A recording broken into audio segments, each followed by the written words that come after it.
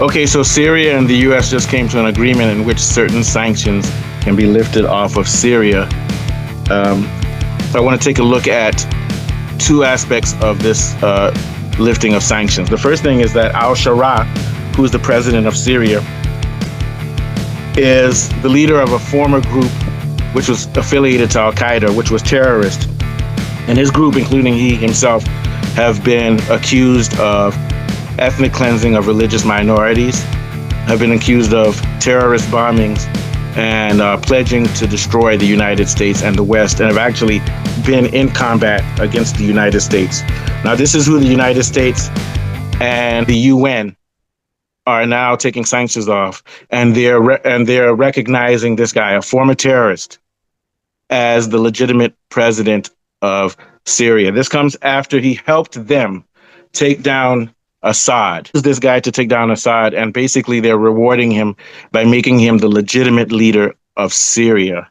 Now they are taking off sanctions on Syria, which prohibited them from doing trade with their resources with the United States or basically any country, since they could enforce it. This coming after they took billions out of Syria's coffers, saying that this money belonged to Assad and is therefore frozen. And they claim to be going after another $100 billion or so that they claim are held by Assad. Whether it's Assad or the Syrian government, I have questions about that. I have a sense of a feeling that they're looting Syria.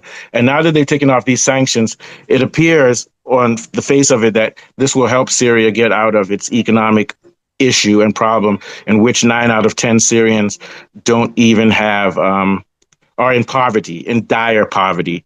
But if you look closely at these sanctions that are lifted, they allow American oil and gas companies to now do business with Syria. And it's no secret that the U.S., even when Assad was in there, wanted him out because they want control of that oil. A lot of that oil will be routed to Israel to help continually fuel their imperialism on the behalf of the U.S., or maybe even on the behalf of themselves. So what we have here is a situation in which the UN, the United States, are recognizing someone who's been involved with ethnic cleansing, someone who's been involved with terrorist strikes, killing Arabic people, Muslim people, and Westerners, and has taken a stance against them, and they see him as a legitimate leader. And this goes to show you the nature of the United States government and the West.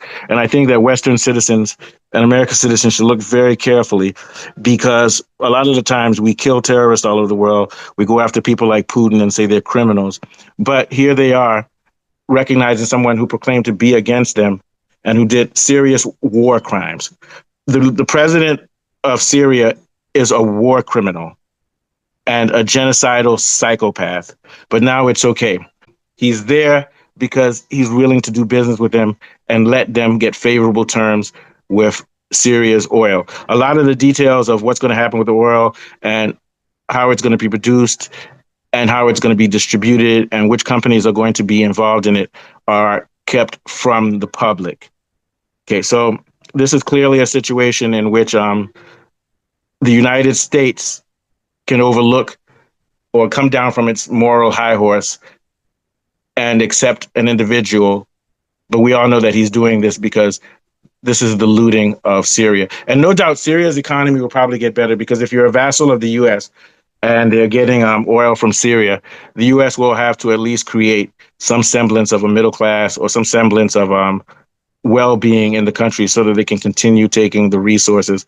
I'm not sure how long they can keep on doing that, because right now in the U.S., there are a lot of economic issues, and there's a lot of instability, and also the oil magnates and the corporate powers that will control Syria's resources might be so greedy that even so, there will still be a lot of instability and poverty in the country, because we know that the U.S. Corporate polyglot, along with the Western countries like France, England, are hungry and greedy and will suck that country dry. So my prediction is that in the short term, you might see some improvements in Syria, but it's not going to be enough, and there will still be unrest in that country. Thank you.